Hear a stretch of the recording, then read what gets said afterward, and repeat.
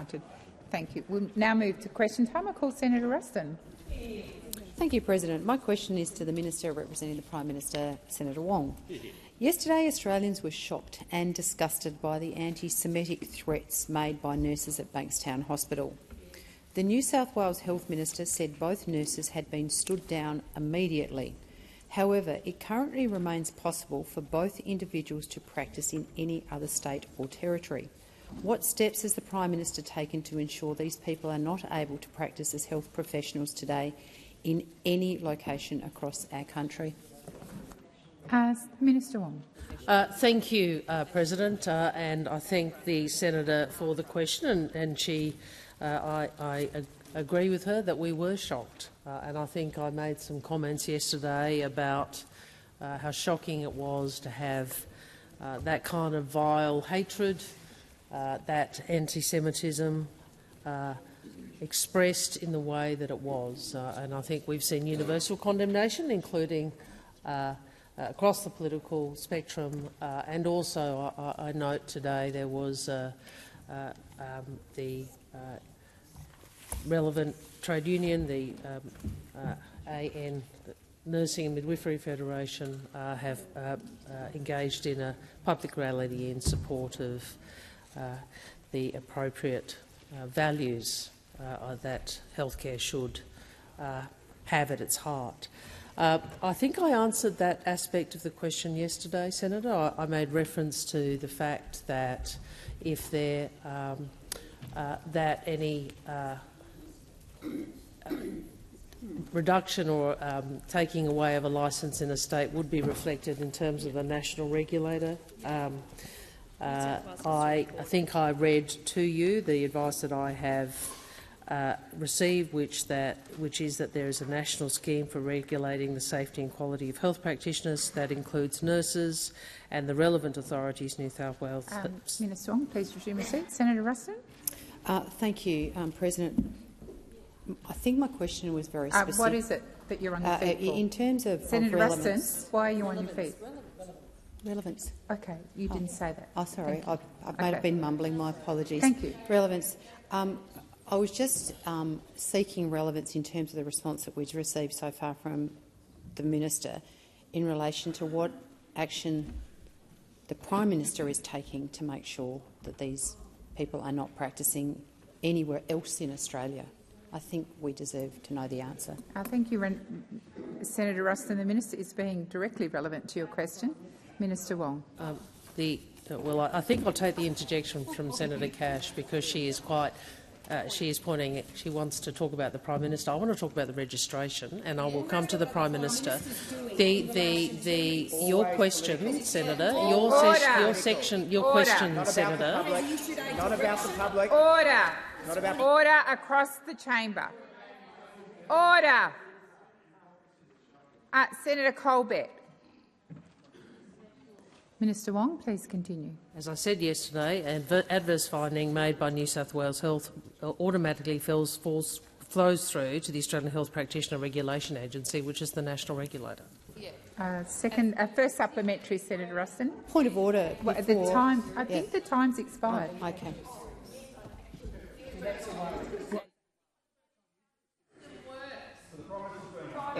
Yeah, time had expired. I've confirmed that with the clerk as well. So first supplementary.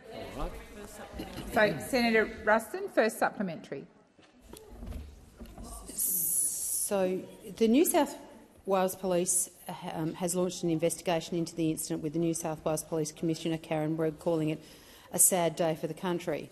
Is the AFP investigating this incident to determine whether any Commonwealth crimes have been committed and whether these individuals would be subject to the mandatory minimum sentences in the hate crimes legislation passed in this parliament last week? Thank you, Senator Ruston. Minister Wong. Well, first, obviously the matter is being investigated by the New South Wales Police, as it should be, and I expressed the view, as I did yesterday, that those individuals should face the full force of the law. The AFP will provide any assistance that is needed by the New South Wales Police. Senator, I hope you, like I do, have faith in the AFP and in authorities. Minister, please resume your seat. Senator Ruston. Point of order. I think my question was very clear about the mandatory sentencing in the hate crimes law, and I don't think the minister's gone anywhere to that point. And your question also went to New South Wales Police investigating and the AFP, and the minister is being directly relevant to your question, Senator Ruston.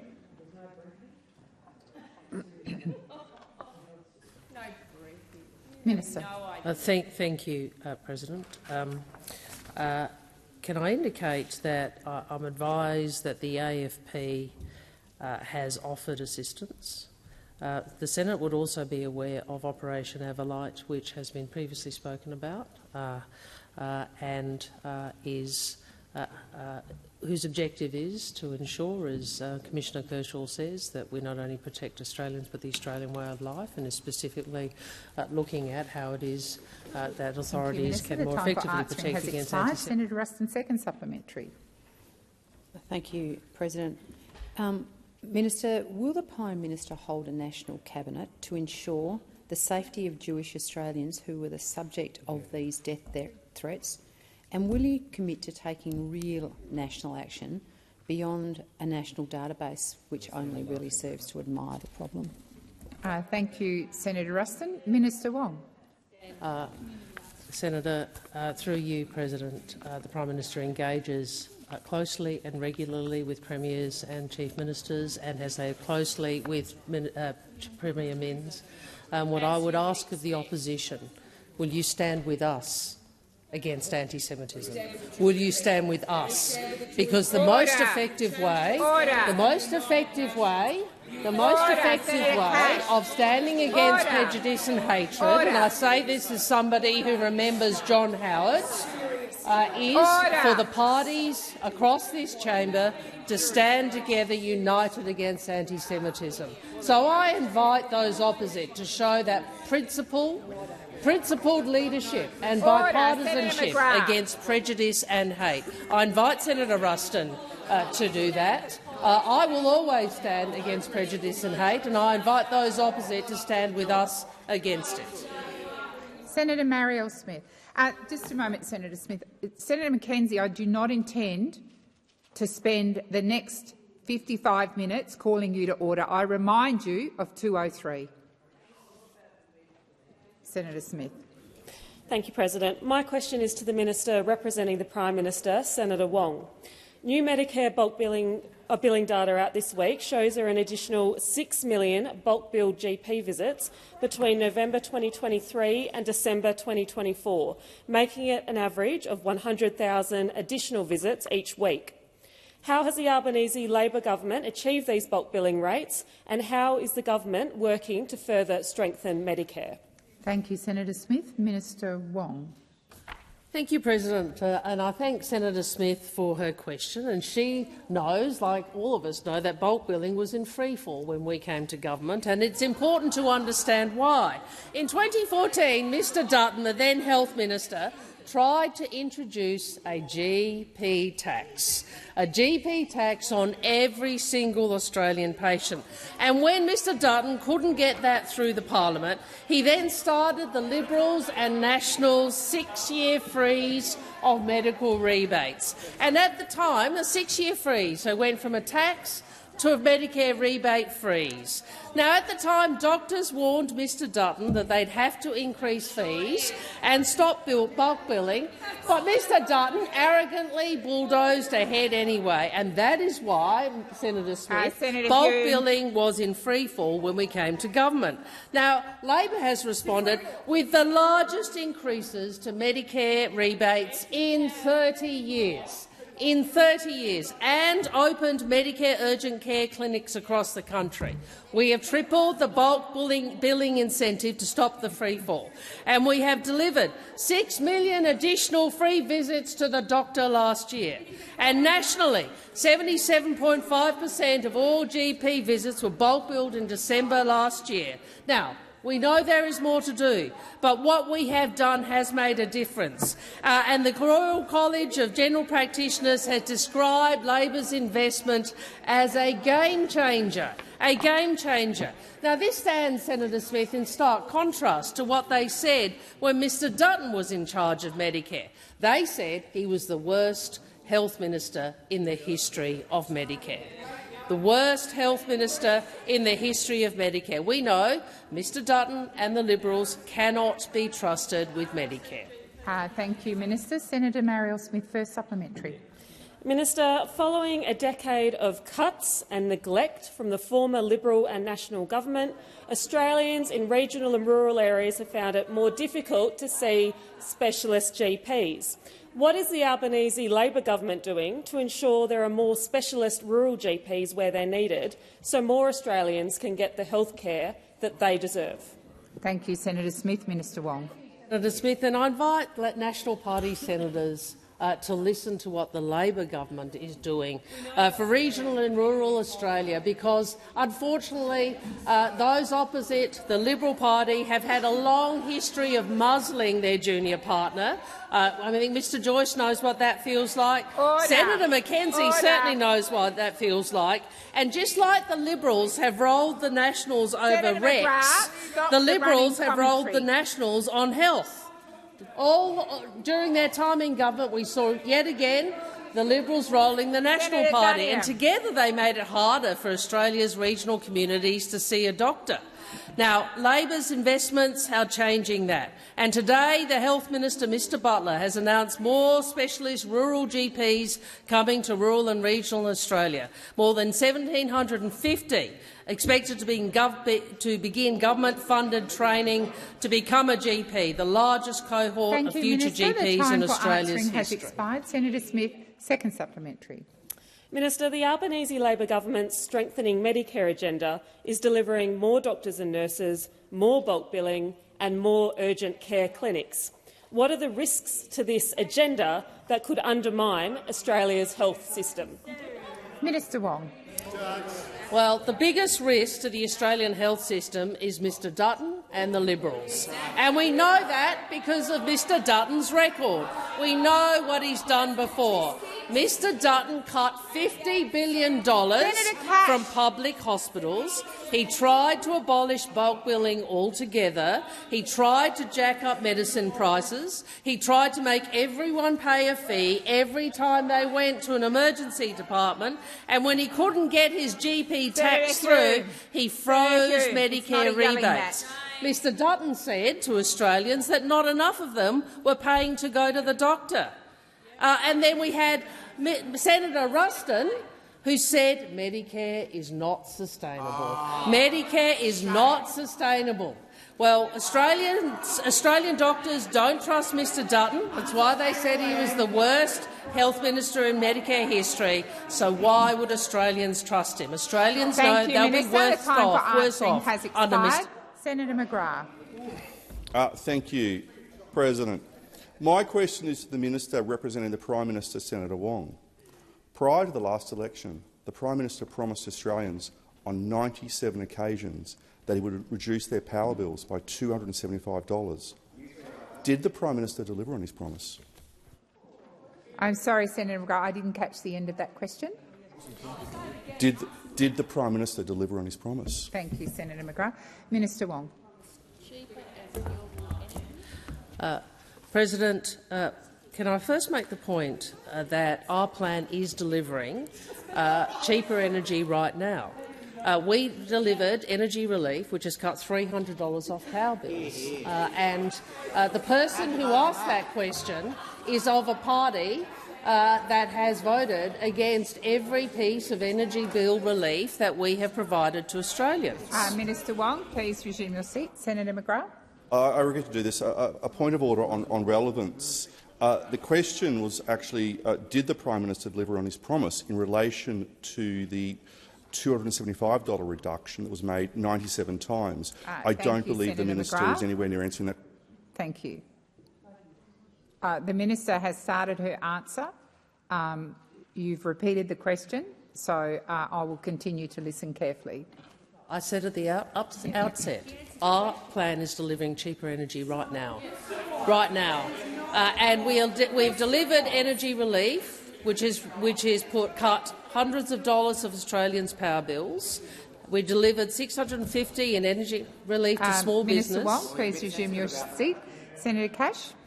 Point of order in relation to relevance. I'm sorry, Senator Cash. I'm going to call the Senate to order. Senator Cash. It's a point of order in relation to relevance. The question was the Prime Minister made a promise to the Australian people. Did he deliver it? Thank you, Senator Cash.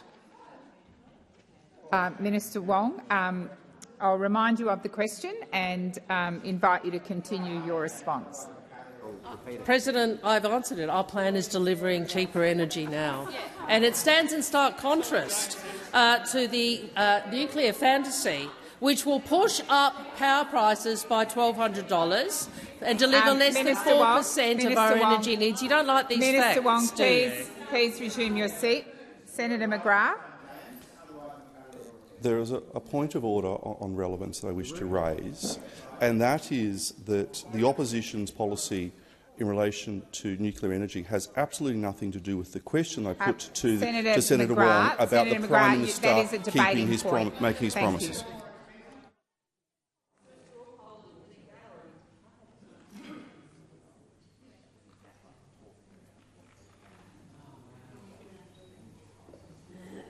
Okay, so what I'm advised is that talking about the opposition's policies is not relevant, but the minister is being relevant to the question that you asked Senator McGrath. Minister Wong. Our plan is delivering cheaper energy right now, and I welcome the fact that the opposition want to avoid talking about their policy. Before the election, Australians are going to know precisely what your policy is, Senator McGrath. It will deliver more expensive energy, and it will cost $600 billion, and you would have to pay for it, and people will know about that. Senator McGrath, first supplementary. Prior to the last election, the Prime Minister promised Australian families cheaper mortgages. Did the Prime Minister deliver on his promise? Thank you, Senator McGrath. Minister Wong. Can I point out, I'm not quite to the senator, that when we came to government, there was a 6. Inflation had a 6 in front of it, and now inflation has a 2 in front of it. So I would point out to those opposite that, in fact, under this government, you've seen inflation falling, you've seen unemployment falling, and you've seen wages rising. These are good things. Now, I know those opposite don't wish to see higher wages, and I know those opposite don't wish to understand what's happening with inflation. Senator McGrath. I'm sorry, President, to do this to you, but a point of order on relevance. Senator Wong has once again referred to the opposition when the question was very clear in relation to whether the Prime Minister delivered on his promise to deliver cheaper mortgages. Thank you, Senator McGrath. I will draw the minister to your question. Minister Wong.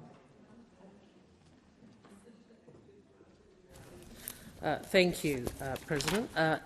I wanted to also point out, I'm not sure where, I wanted to point out also that the government has passed a range of policies which have and will assist homeowners with their mortgage payments and with the price of houses and the supply of houses. One of them is the Help to Buy Shared Equity scheme. Has expired. Senator McGrath, second supplementary. Thank you. The Prime Minister also said prior to the last election that, and I quote, "When I make a mistake, I'll fess up to it, and I'll set about correcting that mistake. I won't blame anyone else. I'll accept responsibility." End of quote. When will the Prime Minister admit to Australians that he promised them cheaper mortgages and cheaper electricity, and all that he's delivered is a cost-of-living crisis? Thank you, Senator McGrath. Minister Wong. President, it is the case that we teach our children that they should acknowledge their mistakes, and I look forward to Mr Dutton acknowledging his mistake around the GP tax. I look forward to Mr Senator McGrath acknowledging his mistake, Minister which Wong. was you don't like to Wong, admit your mistakes. Please resume your seat. Senator McGrath. President, I wish to raise a point of order in relation to relevance. That the question was about the Prime Minister and whether he has admitted that he has made a mistake in relation to delivering a cost of living crisis. It was nothing to do with Peter Dutton or myself. Thank you, Senator McGrath. I do note the minister had just started her response, but I will remind her of your question. Minister Wong. I'm very happy to get to our record of high wages, lower inflation and lower unemployment. I'm very happy to talk about that. But I think Senator McGrath and Mr Dutton should acknowledge their mistake of $50 billion cut from public hospitals and a GP tax on every Australian. And I think it would be good if they could acknowledge their mistake, which is at $600 billion funding for a nuclear scheme, a nuclear fantasy, for more expensive power. More expensive power that will deliver 4% of Australia's grid. So, I'm all for accountability, Senator McGrath. We've yet to see it from Mr Dutton. We've yet to see it from Mr Dutton. Thank you, Minister Wong. Senator McKim. President, my question's to the Minister for Emergency Management, Senator McAllister. Minister, fires have been burning in the Tarkine Wilderness for 10 days now. Fire boundary maps published by the Tasmanian Government show that the grove of Huon pines on the upper Harmon River burned last night. This grove contained the largest known Huon pine on the planet, a tree that was estimated to be 3,000 years old, making it one of the oldest trees in existence. It's now in ashes, which is devastating. The same fire is now threatening two other significant groves of Huon pines on the Wilson River. These are ancient paleo-endemic ecosystems that exist nowhere else on the planet. Why wasn't more effort put into extinguishing these fires in their early stages 10 days ago now? And what is your government doing to ensure that the protection of these globally significant ecosystems is given the priority it deserves? Thank you, Senator McKim. Senator McAllister. Thanks for the question, Senator McKim. Senator McKim, you're a former parliamentarian in the Tasmanian Parliament, and you know, Senator McKim, that firefighting is the responsibility of state and territory governments. And I have been in regular contact with Minister Ellis, who is the minister responsible for emergency management in Tasmania, and we've spoken about the challenges facing first responders in your part of the world.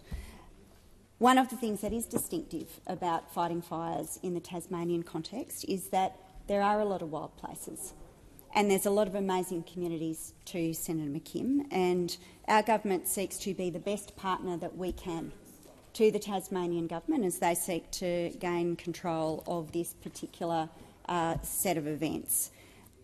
We have deployed the National Large Air Tanker to Tasmania to assist in firefighting efforts. We have also deployed one of the heavy lift helicopters to assist Tasmania in these firefighting efforts.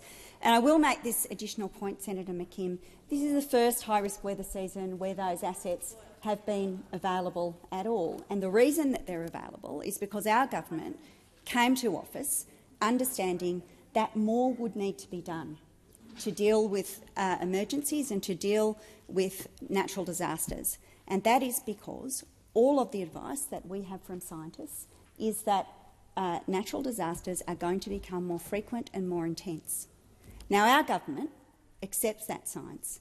It's not clear to me that the people opposite us do, but it is on that basis and the experience of communities across Australia that we have made the investments that we have, increasing funding in the National Aerial Fleet, increasing funding for a national stockpile, and standing up a national emergency management agency that can support states and territories at times Minister like McAllister.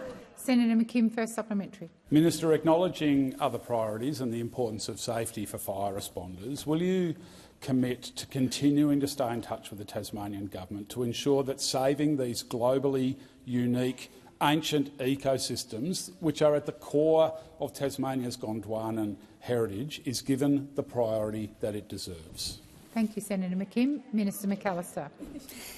Thanks, Senator McKim. And your question is apposite because actually this is an enterprise that rewards collaboration. And I do work to stay in touch with my state and territory colleagues because as I've indicated in my response to your primary question, they do lead on these questions. They do lead on the response, but we are in a position to provide support. And what that requires is me working with each of those ministerial counterparts to understand the circumstances that they are facing. I can tell you also that the National Emergency Management Agency, a new body established under our government, maintains very regular, if not daily, contact with fire chiefs, commissioners and other personnel in the emergency management system around the country. And indeed, as we speak, we are of course actively engaged in the circumstances continuing in Queensland, the recovery there and monitoring the cyclone which is forming off the northwest coast of Western Australia. Thank you, Minister McAllister.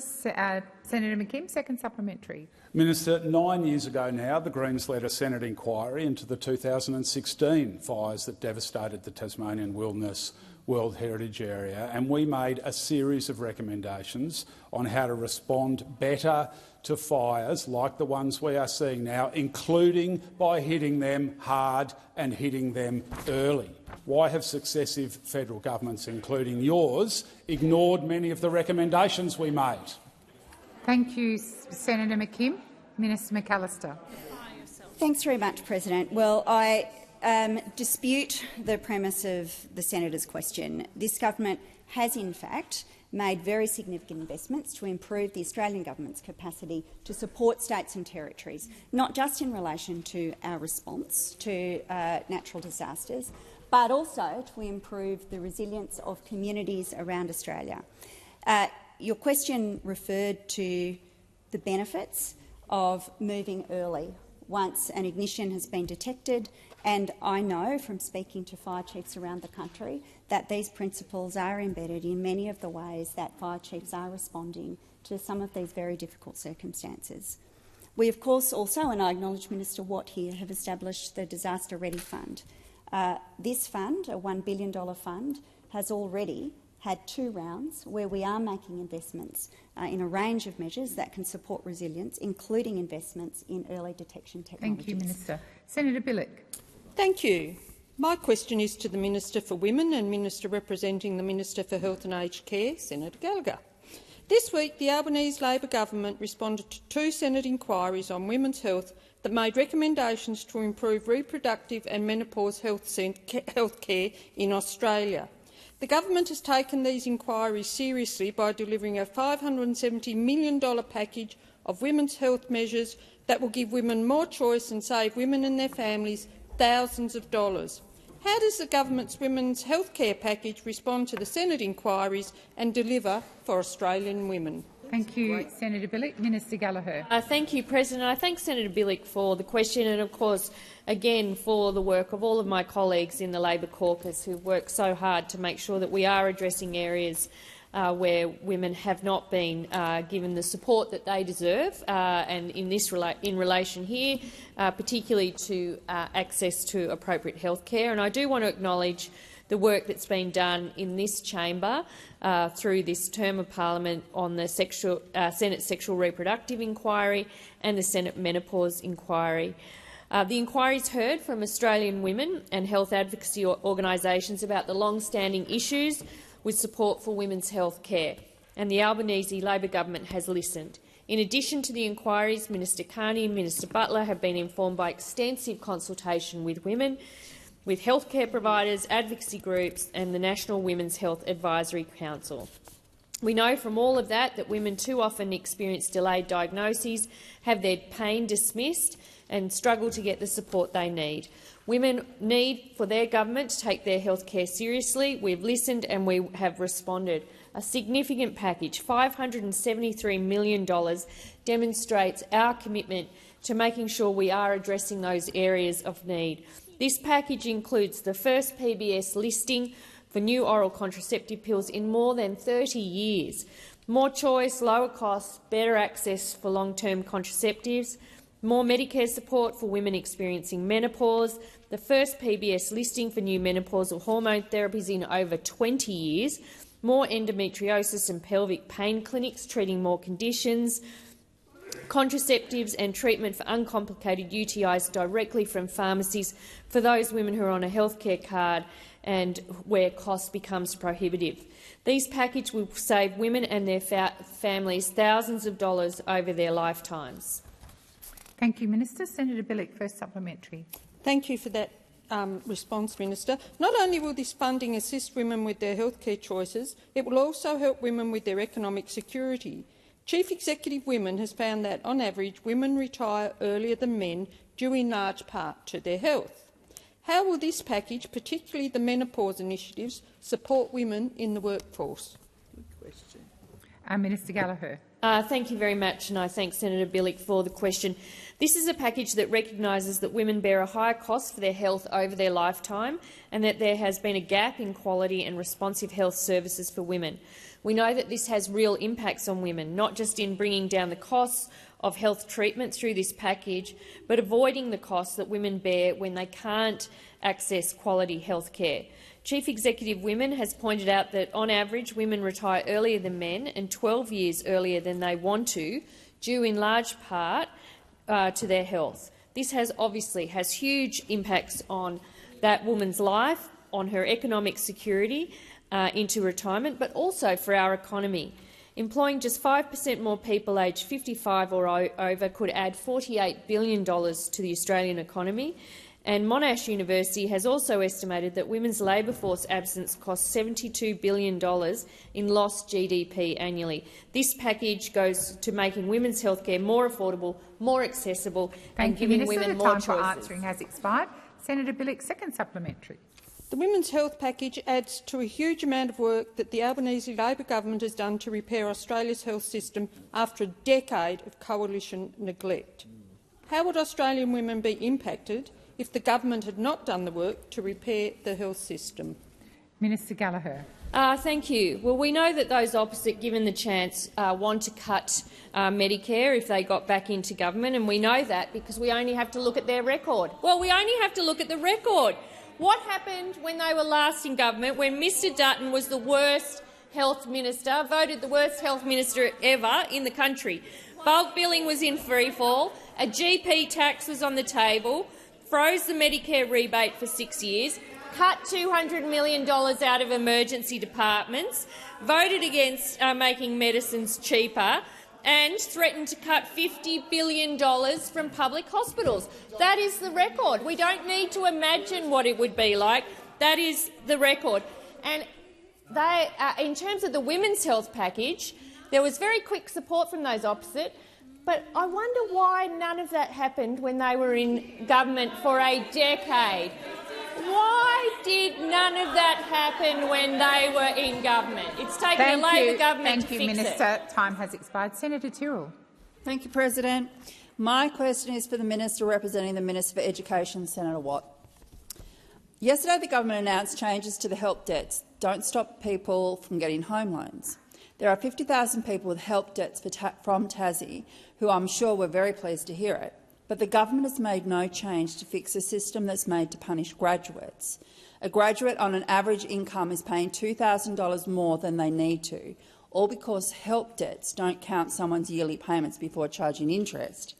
Why hasn't the government changed the timing on indexation? Minister Watt. Yeah, exactly.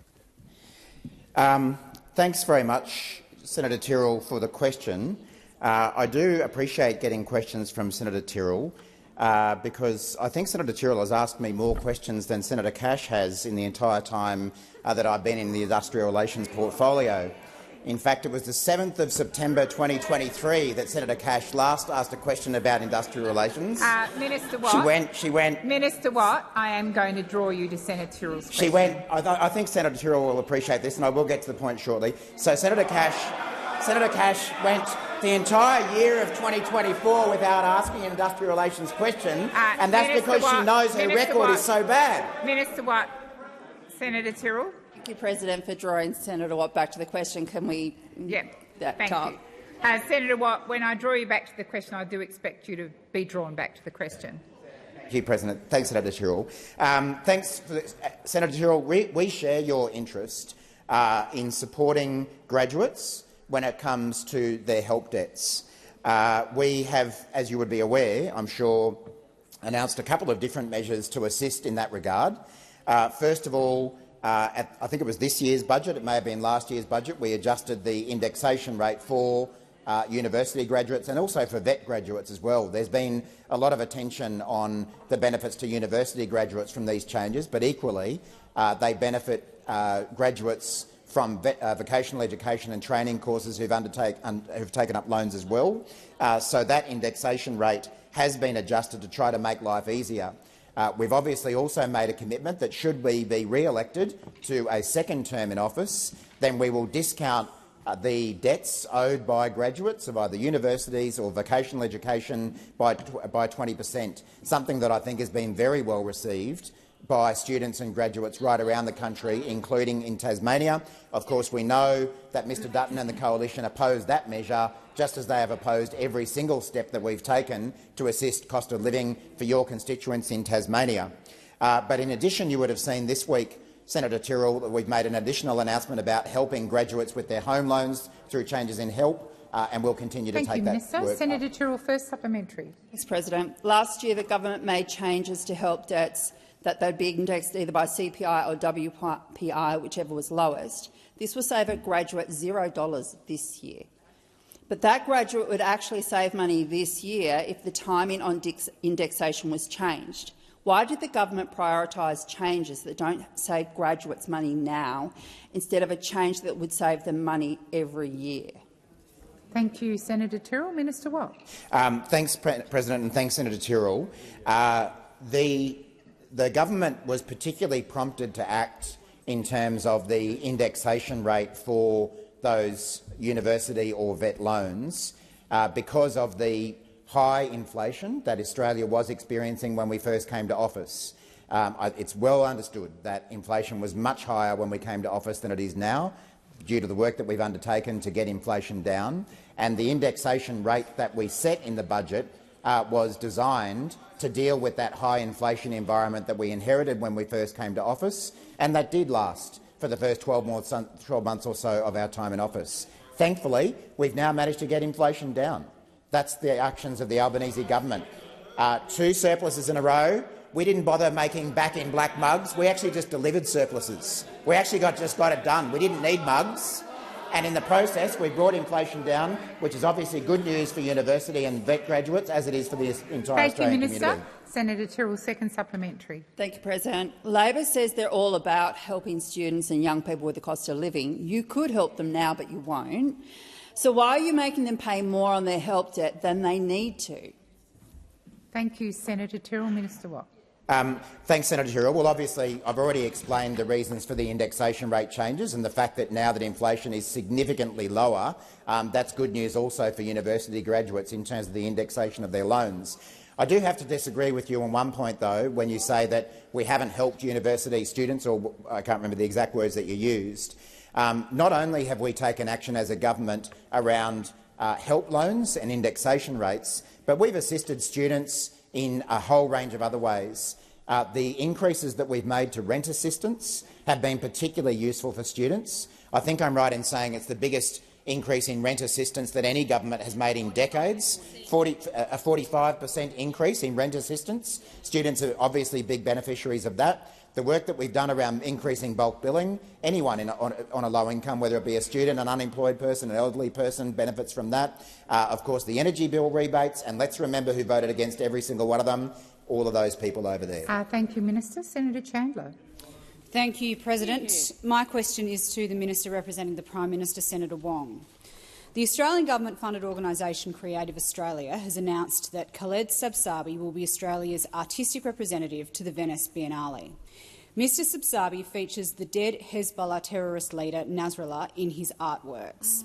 With such appalling anti-Semitism in our country, why is the Albanese government allowing a person who highlights a terrorist leader in his artwork to represent Australia on the international stage at the Venice Biennale? Excellent. Thank you, Senator Chandler. Minister Wong. Thank you, President. Senator, I wasn't aware of the facts as you outlined in your question until now. I agree with you that any glorification of the Hezbollah leader Nasrallah is inappropriate. and I've expressed those views previously, and I'll certainly get further information for you. Thank you, Minister. Senator Chandler, first supplementary. Thank you, President. Hezbollah is a listed terrorist organisation in Australia, and Hezbollah has committed the vilest of atrocities. Why then is the Albanese government allowing taxpayer money, Australian taxpayer money, to fund an overseas trip for Mr Sabsabi when he has featured the dead Hezbollah terrorist leader Nasrallah in his artwork? Excellent question. Thank you, Senator Chandler. Minister Wong. Senator Chandler, I refer you to my first answer, which I think responded directly to some of those points. And I would say to you, you would see from the government's actions, as well as what I have said, and the Prime Minister has said, that we condemn Hezbollah. We condemn Hezbollah unequivocally. Thank you, Minister. Senator Chandler's second supplementary. Thank you, President. Mr Sabsabi has previously produced artwork promoting Osama bin Laden and a series of 9/11 images of the aircraft hitting the Twin Towers titled "Thank You Very Much." Will the Albanese government immediately reverse the decision for Mr Sabsabi to represent Australia at the Venice Biennale? Thank you, Senator Chandler. Minister Wong. I refer to my first answer, Senator, which was no. I know that you really want to make Senator Cash. If you could just let me answer. Simple answer: yes. Order. Order. Senator, I wasn't aware of this until you asked me. I certainly will get advice, and I share your concerns about Hezbollah. Senator Van. Thank you, President. My question is to the Minister representing the Minister for Climate Change and Energy, Senator McAllister. Minister, at the last election, the government campaigned on an emissions target of 43%. Commentary at the time said that it was supported by voters and therefore a factor in the election. The government legislated this target in 2022 and it is now incorporated throughout the Australian economy. Can the Minister tell us what is the importance of Australia setting international emissions targets? Thank you, Senator Van. Minister McAllister. Thanks very much, President. Senator Van, you are right. We went to the last election seeking to bring some measure of consistency and predictability to climate change policy. It had been a policy area which was the subject of chaos and dysfunction under the previous government, and it was clear that our national interests would be best served by a return to a predictable and orderly approach to this policy area. When we first came to government, as you recall, we sought to establish our emissions target in legislation. We also set to establish a governance arrangement that would allow us to track and monitor our progress and also to take advice from the Climate Change Authority about how we were progressing and any future arrangements. All of that has occurred. And there are a number of reasons why it matters to us, through you, President. It matters because Australia is exposed to the realities of climate change. And Australians know that the climate is changing, and all of the scientists tell us that our climate is changing. And that impacts rainfall, it impacts heat, it impacts fire weather, and it impacts a whole range of sectors of Australian society, including the farm sector, communities, fisheries, a whole range of areas where a change in climate makes a real difference. And our best chance at dealing with that lies in being part of the international community and supporting international efforts to reduce emissions. We've set about doing that, but we also make, I think, the obvious point that our economic interests lie here too. There is a global market for low-carbon products and services, and we want Australians to be part of that market. We want the jobs and opportunities that come with a low-carbon world to be part of the future for Australia. Thank you, Minister. Senator Van, first supplementary. Thank you, Minister. Australia and other Paris Agreement signatories have undertaken to update their targets every 5 years. The deadline for countries to submit their new targets for 2035 was Monday this week, the 10th of February. Minister, can you assure the Senate that the government will set a 2035 target, and when will you set it? Thank you, Senator Van. Minister McAllister. Thanks very much, President. Well, as I indicated in my primary question, in 2022 we legislated the Climate Change Act, and that was with the broad support of members of this parliament. And that Act enshrined both our national targets under the Paris Agreement and a formal process for determining the 2035 target. And that process, as I indicated earlier, requires independent advice from the Climate Change Authority before any target can be set. The authority is yet to provide that advice, but it has been extensively consulting and is considering the issues and the broader international context. The Climate Change Authority Chair has said that they need time to consider international developments before it delivers its advice, which is entirely appropriate. Our target will be robust and responsible and informed by the experts at the Climate Change Authority. And this is an approach that has been backed by industry, by serious climate voices in the broader sector. Thank you, Minister. Senator Van, second supplementary. Thank you, Minister. As you stated earlier about the importance of our international agreements and given the significance of these targets to voters, do you believe both major parties should commit to a 2035 target before the upcoming federal election so that voters are fully informed?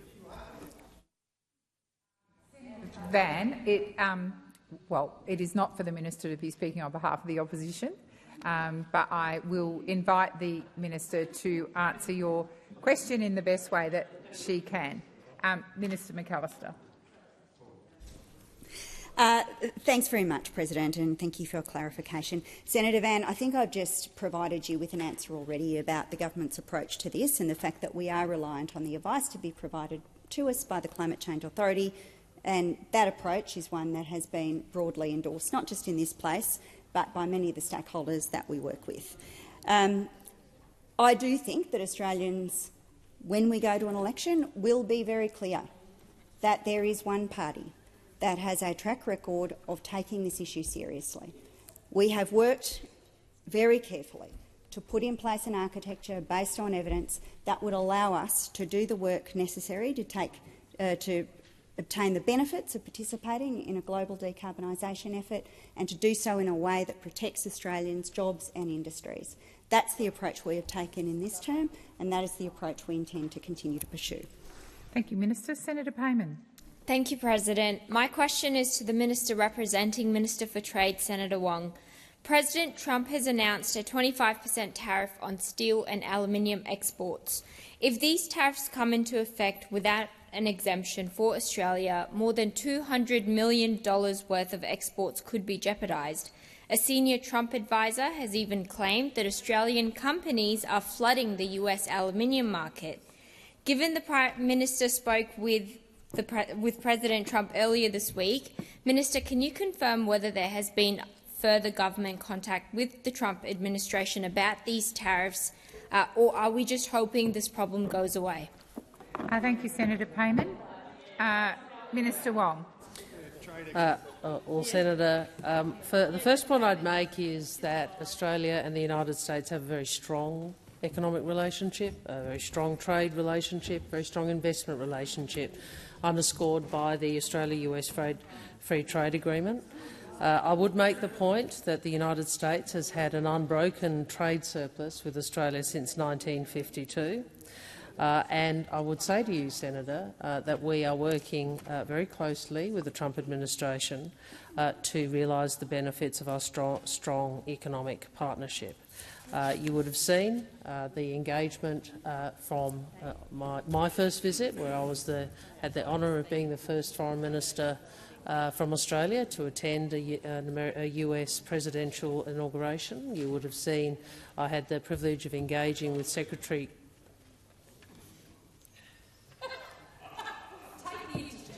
I know that it's Thursday of the last sitting week. Secretary Rubio, and I know that there's a little bit of joviality, but this is serious. This is about the nation engaging with the United States, and was privileged to engage both directly with Secretary Rubio and also through the Quad meeting. You'll also see that the Defence Minister and Deputy Prime Minister engaged recently as well. The Prime Minister did have a call with President Trump. It was a constructive and warm discussion. The Prime Minister made a strong case for Australia to be exempt from tariffs on steel and aluminium, and as you would have seen from both the President's words and the Prime Minister, some of us are actually trying to. This is the US relationship, Senator McKenzie. This is the US relationship. Thank you, Minister. Perhaps the time has expired. Senator Payman, first supplementary. Thank you, President. Steel production in Australia starts with iron ore. Order. Steel production in Australia starts with iron ore, the majority of which comes from my home state of WA. Minister, if your government fails to secure an exemption, unlike former Prime Minister Turnbull under the first Trump administration, what's your plan for protecting WA jobs? Thank you, Senator Payman. Minister Wong. Order. Order. Order. Well, unlike some of those in this chamber, we are 100% focused on the interests of Australia. And we think that the alliance with the United States, the economic relationship with the United States, despite Senator McKenzie's interjection, should be bipartisan and should be bipartisan. Order. Order. Minister, please continue. Thank you. We are pleased that the President is giving great consideration to the exemption. We will continue to press our views. Obviously, the US administration has made clear, both before and after the election, that President Trump and his administration intends to do things differently, and they have said about implementing that agenda, which was the agenda the American people voted for. So we will continue to engage and press Australia's interest, as you would expect. Senator Payman, second supplementary. Thank you, Minister. My question was specifically for WA, but that's okay. Amidst the cost of living crisis, the national housing crisis and the climate change emergency, we still managed to cough up $800 million to ship off to the US as the first payment towards the AUKUS submarines, which I don't think is in the best interest of Australians. Yet the US treats us with the same contempt as it does its worst enemies. Minister, is this how friends treat each other? Thank you, Senator Payman. Minister Wong. Senator Payman, I appreciate that you don't support AUKUS, but I think, if I may, that the tone of your last question flies in the face of what you're proposing in your first. But we are in the process of an engagement with the US administration. We will do so very clearly in Australia's national interest, and we will do so professionally, and we will do so consistently. In terms of AUKUS, I appreciate that you have a different view to the government's. We believe AUKUS is in Australia's national interest. We also believe it is an important aspect of our relationship with the United States and the United Kingdom. So on this we are not going to agree. So I disagree with what you put in your question. We'll continue to engage, as is appropriate, with our principal strategic ally and the world's largest economic power. Thank you, Minister. Senator McKenzie. Senator McKenzie. Minister Watt. Oh, wow. Minister Watt, unnecessary. Thank you. Thank you for your protection, Madam President. My question is to the Minister representing the Prime Minister. Order. Please. Order. Order. Order. Senator Watt. Order. Senator McKenzie, please continue. Thank you, Madam President. My question is to the Minister representing the Prime Minister, Minister Wong. Could you please outline to the Senate how much the average mortgage repayment has increased since May 2022? Thank you, Senator Mackenzie. Minister Wong. Thank you, President, and I'm sure that someone will provide me with precise details of the figures soon. But what I would say to you, Senator, is when you were in government, and I appreciate. Well, I am providing a question, an answer to a question about inflation. I know those opposite find it hard to recognise some of the laws of economics. Minister Wong, please resume your seat. Order. Senator Mackenzie. On relevance, Madam President, and to assist with the paper flurry, my question wasn't about inflation. It was actually about mortgage payment increases. The minister understood your question because she said she would get you that information. So I'll call her to continue with the response, and I will listen carefully. Senator Ayres, I've called you about 4 times in about 5 minutes.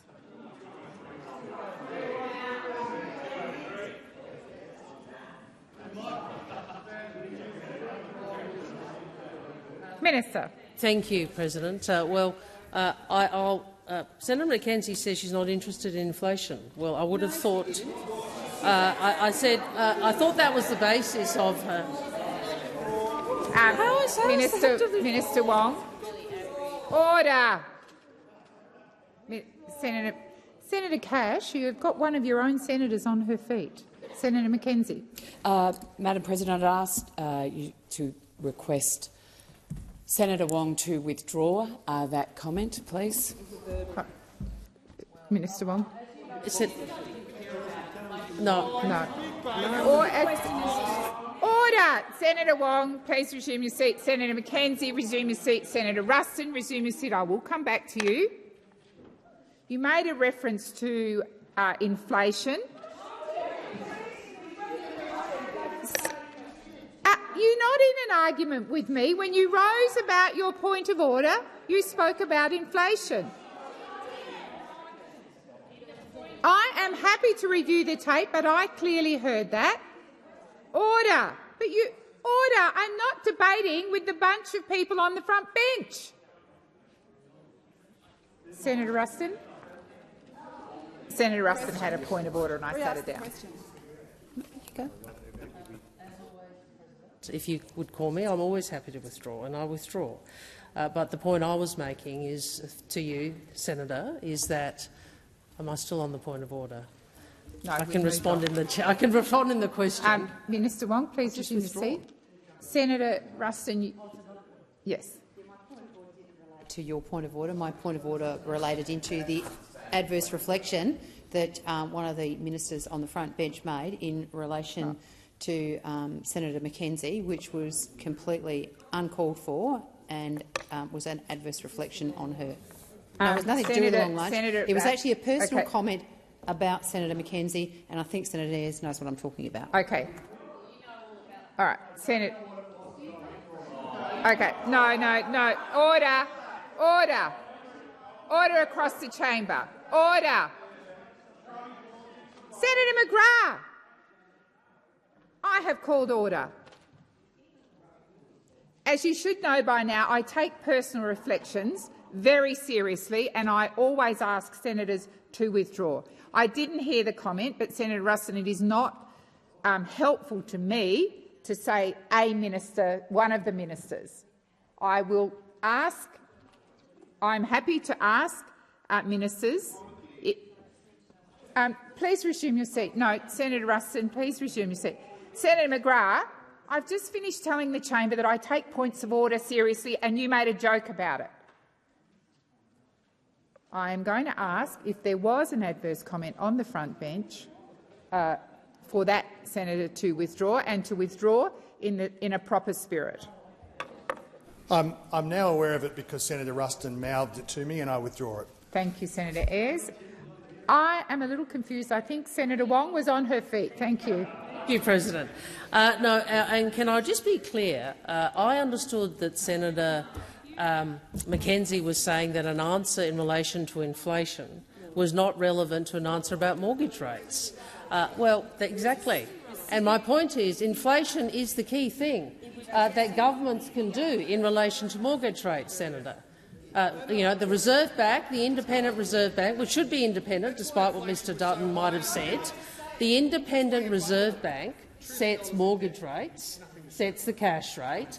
Governments can do what we can to reduce inflation. Inflation under us has a 2 in front of it. Inflation under you has a 6 in front of it.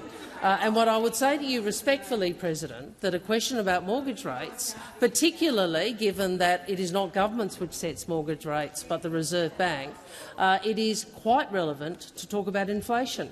And if the opposition want to say that it's not relevant to talk about inflation, they are demonstrating with respect the same economic incompetence that the nuclear fantasy policy demonstrates.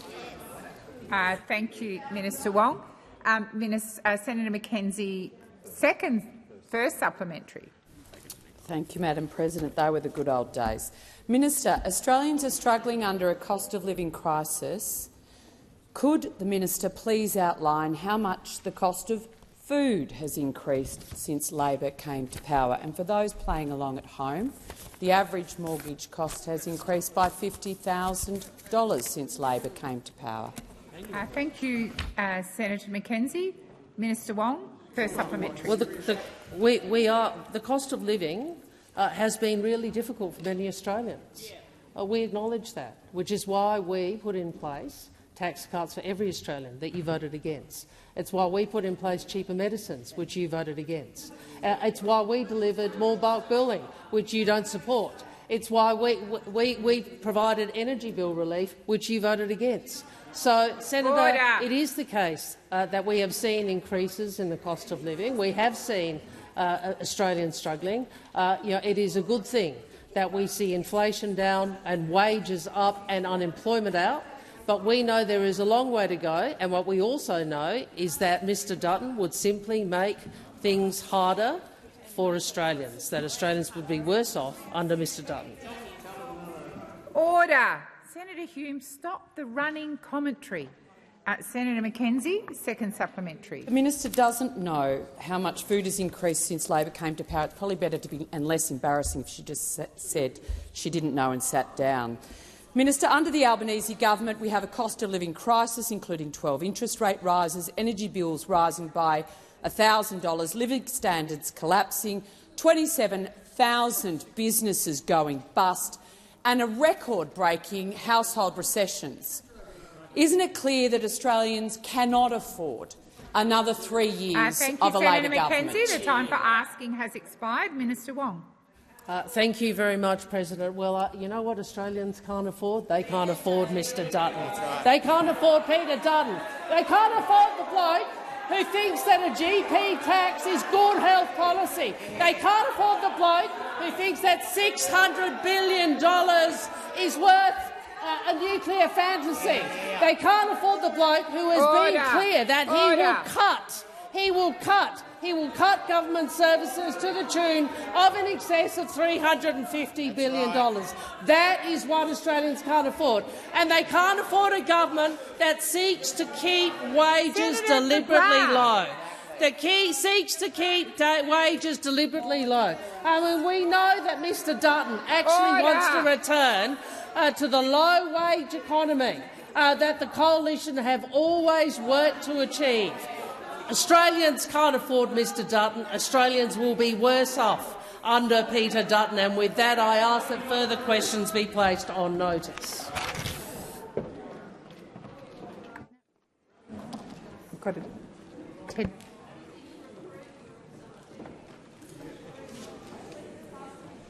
Okay. I am going to invite the clerk to just call out the change in the timetable so that everyone understands what we're doing. Thank you. Thank you, President. The item before the Senate is attendance by Minister representing the Minister for the Arts, order for production of documents on Australian content quotas. I believe Minister Watt is. Minister. Thanks, Deputy President. I note the Senate has ordered 3 explanations this afternoon. Firstly, from the Minister representing the Minister for Infrastructure, Transport, Regional Development and Local Government relating to the Stronger Communities program on the motion of the Leader of the Nationals in the Senate, Senator Mackenzie. Secondly,